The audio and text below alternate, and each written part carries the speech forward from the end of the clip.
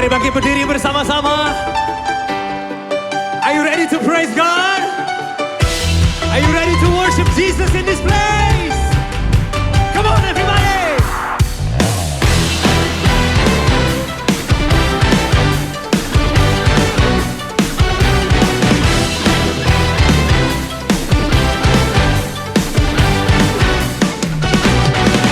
Tuhan Engkau hadir. Shalom Bapak Ibu Saudara yang dikasihi Tuhan. Mari kita siapkan hati kita mau mendengar firman Tuhan. Kita berdoa bersama-sama. Bapa, kami bersyukur Tuhan, terima kasih untuk pagi hari ini. Kami boleh datang kembali kepadamu Tuhan. Kami sudah memuji Tuhan, kami sudah menyembah-Mu. Saat ini Tuhan, kami mau belajar firman-Mu bersama-sama dengan umat Tuhan yang ada di rumah mereka masing-masing, dimanapun mereka berada saat ini Tuhan, Kau memberkati. Bahkan umat Tuhan yang ada di tempat ini. Terima kasih Tuhan Yesus, kami serahkan waktu ini, biarlah Tuhan yang ambil alih, Tuhan yang berbicara kepada setiap kami melalui kebenaran firman-Mu.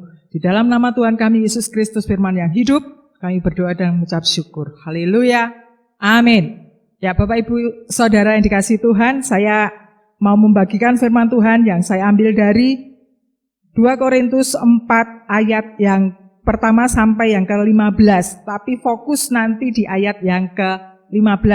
Saya akan membacakan bagi Bapak Ibu Saudara sekalian. Oleh kemurahan Allah kami telah menerima pelayanan ini, karena itu kami tidak tawar hati. Tetapi kami menolak segala perbuatan tersembunyi yang memalukan, kami tidak berlaku licik dan tidak memalsukan firman Allah. Sebaliknya kami menyatakan kebenaran dan dengan demikian kami menyerahkan diri kami untuk dipertimbangkan oleh semua orang di hadapan Allah.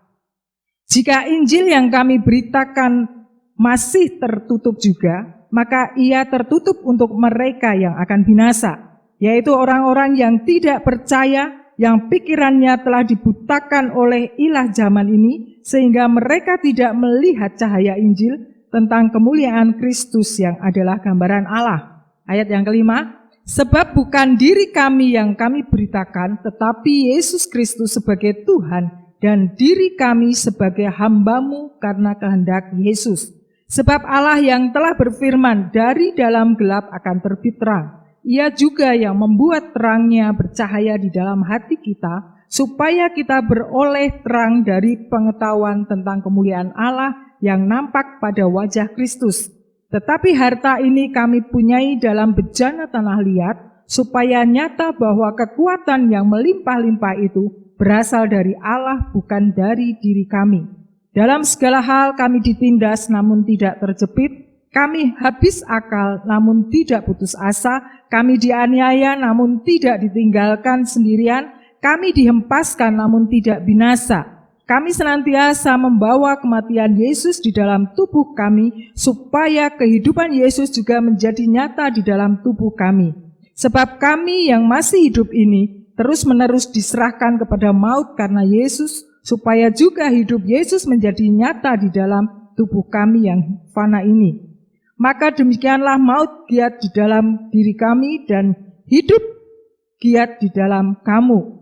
Ayat yang ke-13, namun karena kami memiliki roh iman yang sama, seperti ada tertulis, aku percaya sebab itu aku berkata-kata, maka kami juga percaya dan sebab itu kami juga berkata-kata. Karena kami tahu bahwa Ia yang telah membangkitkan Tuhan Yesus akan membangkitkan kami juga bersama-sama dengan Yesus, dan Ia akan menghadapkan kami bersama-sama dengan kamu kepada dirinya. Sebab semuanya itu terjadi oleh karena kamu, supaya kasih karunia yang semakin besar berhubung dengan semakin banyaknya orang yang menjadi percaya, menyebabkan semakin melimpahnya ucapan syukur bagi kemuliaan Allah. Saya akan memberikan tema pagi hari ini, yaitu memberitakan Injil adalah bagian dari kasih karunia. Bapak Ibu Saudara yang dikasihi Tuhan, tema besar GKRI seluruh Indonesia, yaitu multiplikasi dalam kasih karunia, jiwa-jiwa, dan ucapan syukur bagi kemuliaan Allah. Apa itu multiplikasi? Ya, kalau kita mengerti multiplikasi, yaitu proses atau tindakan memperbanyak atau menjadi banyak. Nah, dari pembacaan kita pagi hari ini, 2 Korintus 4, yaitu secara keseluruhan, yaitu semangatnya Rasul Paulus di dalam memberitakan Injil atau menyaksikan siapa Yesus Kristus, dia adalah juru selamat. Bapak Ibu yang dikasihi Tuhan, kita tahu siapa itu Rasul Paulus. Sebelum dia bertobat, sebelum dia dipanggil oleh Tuhan, dia adalah seorang penganiaya umat Tuhan, orang-orang Kristen pada waktu itu. Mari coba kita baca dari 1 Timotius 1 ayat 13 yang membuktikan bahwa siapa itu Rasul Paulus. Demikianlah firman Tuhan, aku yang tadinya seorang penghujat dan seorang penganiaya dan seorang ganas, tetapi aku telah dikasihaninya karena semuanya itu telah kulakukan tanpa pengetahuan, yaitu di luar iman. Ini pernyataan Rasul Paulus ketika dia belum berjumpa dengan Tuhan. Dia adalah seorang yang jahat. Dia seorang pembunuh yang luar biasa. Tapi ketika dalam perjalanannya ke Damsyik, Tuhan menangkap dia sehingga dia bertobat. Pada waktu itu dia boleh percaya kepada Yesus. Makanya di ayat pertama di sini dikatakan, oleh kemurahan Allah kami telah menerima pelayanan ini. Bagi Rasul Paulus, pelayanan adalah kemurahan Allah. Pelayanan adalah kasih karunia Allah. Dia menyadari, Rasul Paulus menyadari siapa dirinya ketika Tuhan memanggil dia. Dia seorang yang penuh dengan kelemahan, tetapi dia tahu persis bahwa di dalam kelemahannya, kuasa Tuhan ada bersama dengan dia.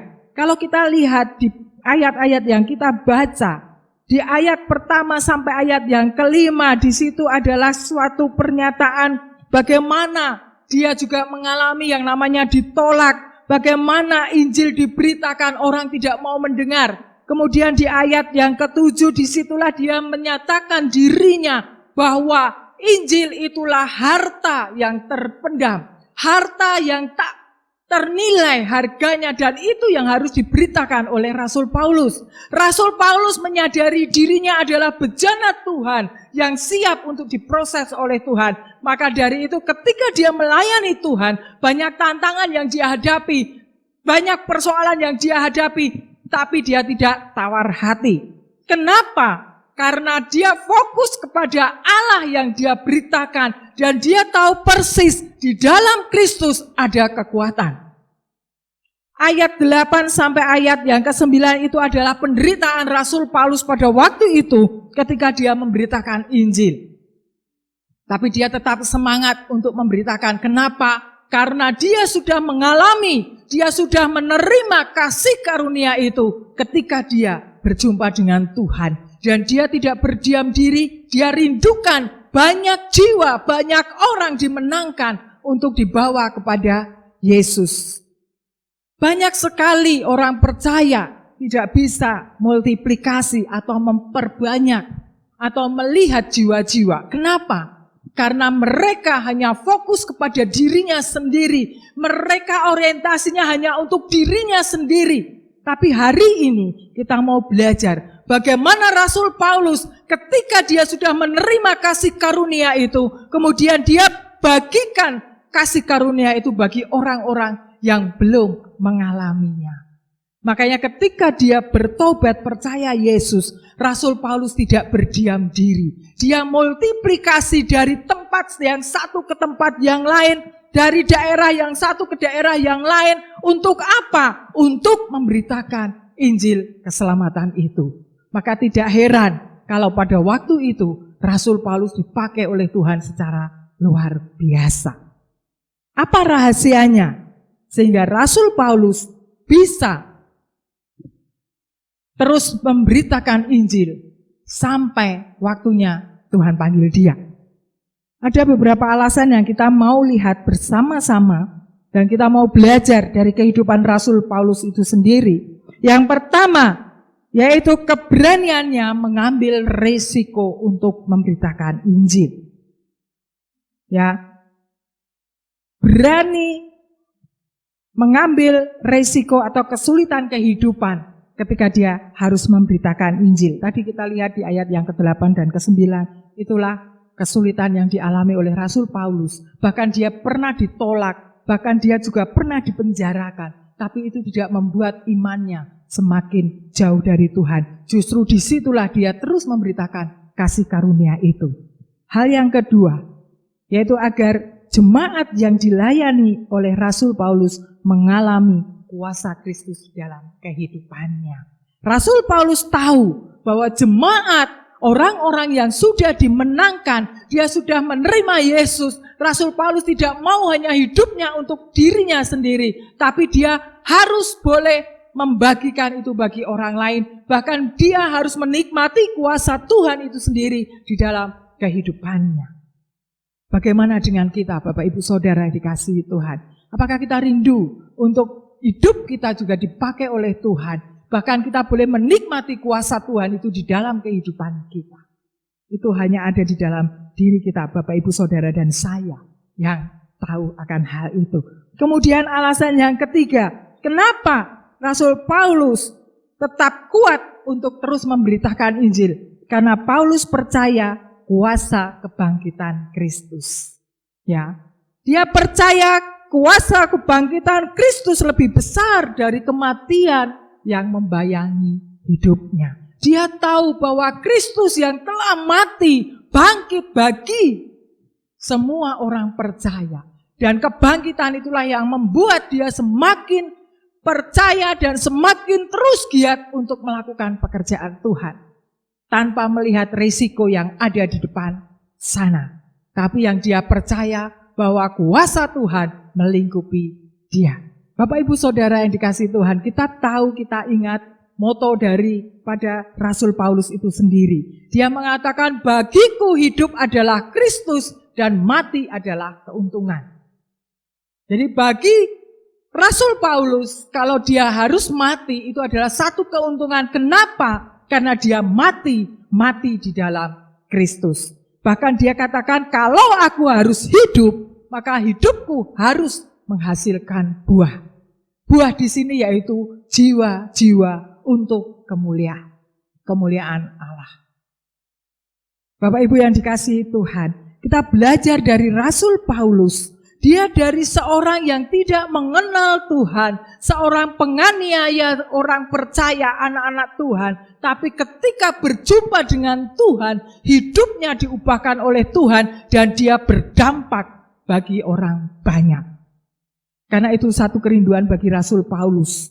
Paulus yakin bahwa penderitaan yang dialaminya akan membuat semakin banyak orang percaya kepada Yesus Kristus. Dengan kata lain, Paulus berani dan sanggup menghadapi risiko yang paling besar asalkan pelayanannya berdampak bagi sesama, bahkan untuk kemuliaan nama Tuhan. Ya, di ayat yang ke-15 tadi, sebab semuanya itu terjadi oleh karena kamu, supaya kasih karunia yang semakin besar berhubung dengan semakin banyaknya orang yang menjadi percaya, menyebabkan semakin melimpahnya ucapan syukur bagi kemuliaan Allah. Mari Bapak Ibu Saudara, jika kita hidup bagi diri sendiri, maka kita tidak akan sanggup menghadapi penderitaan di dalam mengikut Tuhan. Tetapi jika kita hidup bagi Allah dan sesama, kita tidak akan gentar terhadap yang namanya kematian. Ketika kita memberitakan Injil, di situ kuasa Tuhan bekerja. Kita hanya sebagai alat Tuhan, dan yang kita beritakan adalah Injil Kristus tentang siapa Tuhan. Dia adalah juru selamat, dan disitulah Roh Kudus bekerja. Maka banyak orang yang akan percaya kepada Tuhan. Tema GKRI yaitu multiplikasi dalam kasih karunia, jiwa-jiwa dan ucapan syukur bagi kemuliaan Tuhan. Kita patut bersyukur jika kita melihat banyak jiwa boleh kita menangkan. Oleh karena itu, biarlah melalui firman Tuhan, pagi hari ini, mari kita akan terus bermultiplikasi hidup kita bagi orang yang belum percaya kepada Yesus. Mari kita menjadi anak-anak Tuhan yang membawa perubahan bagi dunia ini, bagi bangsa ini, bahkan bagi lingkungan yang ada di sekitar kita. Amin. Tuhan Yesus memberkati. Mari kita berdoa. Bapa, kami bersyukur Tuhan, terima kasih untuk firman-Mu pagi hari ini. Kami bersyukur Tuhan untuk kasih karunia yang Kau berikan bagi kami. Dan Tuhan sudah memanggil kami. Tuhan sudah memilih kami. Dialah Tuhan Kau yang terus memperlengkapi kami sehingga hidup kami boleh menjadi berkat bagi banyak orang. Kami rindu Tuhan untuk kami bisa membagikan kasih karunia itu. Kasih Tuhan yang sudah menyelamatkan kami. Supaya orang-orang juga boleh diselamatkan. Mereka yang mendengar Injil Kristus, mereka juga boleh diselamatkan. Bapak, pada kesempatan ini juga kami berdoa untuk jemaat Tuhan. Umat Tuhan yang ada di rumah mereka masing-masing. Bahkan yang ada dimanapun mereka saat ini, Tuhan Kau memberkati. Dalam pergumulan mereka, usaha mereka, anak-anak mereka, semua yang mereka rindukan, Tuhan Kau bekerja bersama-sama. Berikan mereka kesehatan, kekuatan Tuhan. Dan biarlah hati mereka tetap rindu untuk terus dipakai oleh Tuhan. Hidup mereka rindu untuk berdampak bagi banyak orang sesama, bahkan lingkungan sekitar mereka. Terima kasih Tuhan Yesus. Kami menyerahkan seluruh umat Tuhan yang ada pada saat ini, yang mereka mendengar firman-Mu, dan mereka boleh menikmati kasih karunia, kemuliaan kepada kemuliaan yang lebih lagi. Terima kasih Bapa, di dalam nama Yesus kami berdoa dan mengucap syukur. Haleluya. Amin. Shalom. Tuhan berkati.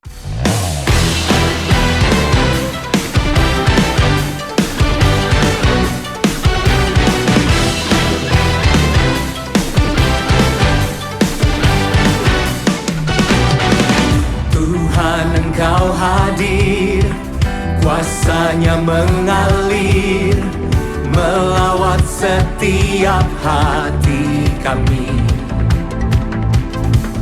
Roh-Mu membebaskan, Roh-Mu membangkitkan kebenaran